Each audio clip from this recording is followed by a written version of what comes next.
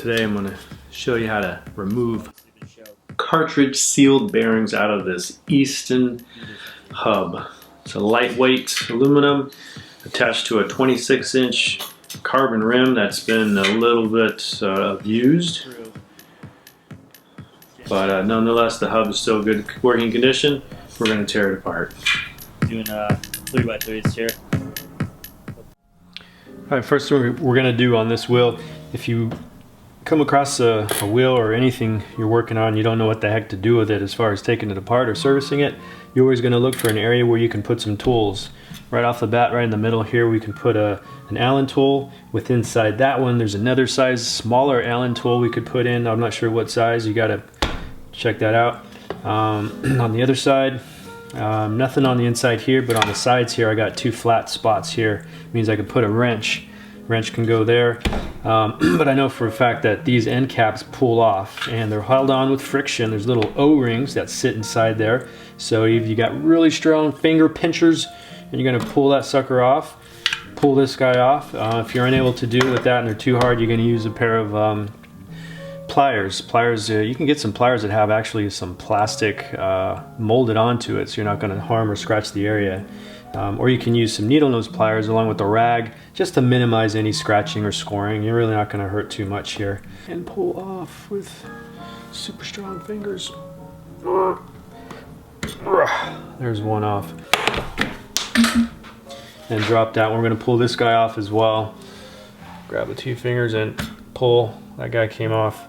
Again, it's just an O-ring that's sitting inside this part, and there's a little groove that the O-ring sits on here. So again, it's just held in with friction. So here's the cap I just pulled off on the drive side. This guy right here is the drive side, also known as your right side. If you're sitting on the bike, this is on the right side. This is where your cassette would go. And right here is the little black O-ring that goes all the way around. And that size right there of Allen tool, 12 millimeter. Voila, beautiful.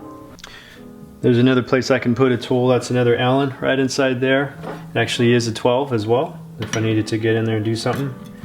That spins my whole axle. Turn that other side around. It spins that side of the axle. Here it's got the flats on over this side. I can put I believe it's probably a 19-inch or 19 millimeter, excuse me, 19 millimeter wrench we could stick on there. You got to read stuff as well, because right on here it does read 10 Newton meters. Turn it 180 degrees, and it also says tighten in that direction, which means it's opposite than what we're used to. You notice this side right here, this freehub body. This freehub body's all scratched up. It's got some nicks in it, so that's done from the cassette teeth. When the cassette teeth grab it and you start pedaling forward motion clockwise, that cassette is actually pressing and smashing into this metal. Next thing we do is for this one is we're going to pull this whole hub body off. This whole aluminum freehub body that spins right now, we're going to pull that off.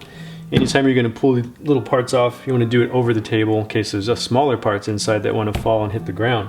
So you want to kind of brace it and do a controlled pull. You just don't want to pull it and have things fly across the garage or the shop or your mother's basement. Okay, that doesn't come off.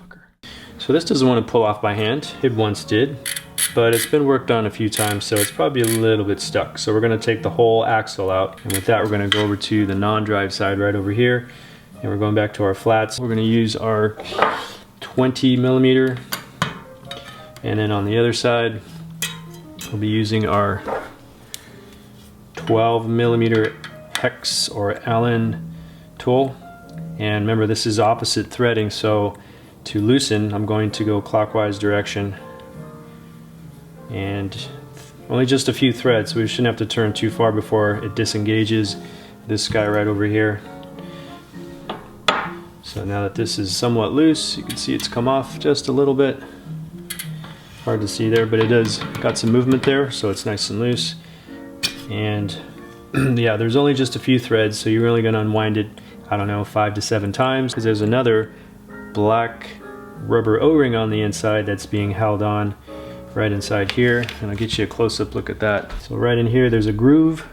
That's where the O-ring sits, and a little bit deeper there's another groove inside that's a little hard to see, but that's what these guys are just held on. So it's going to feel like it's continuing to spin and spin and spin and spin, but only so many.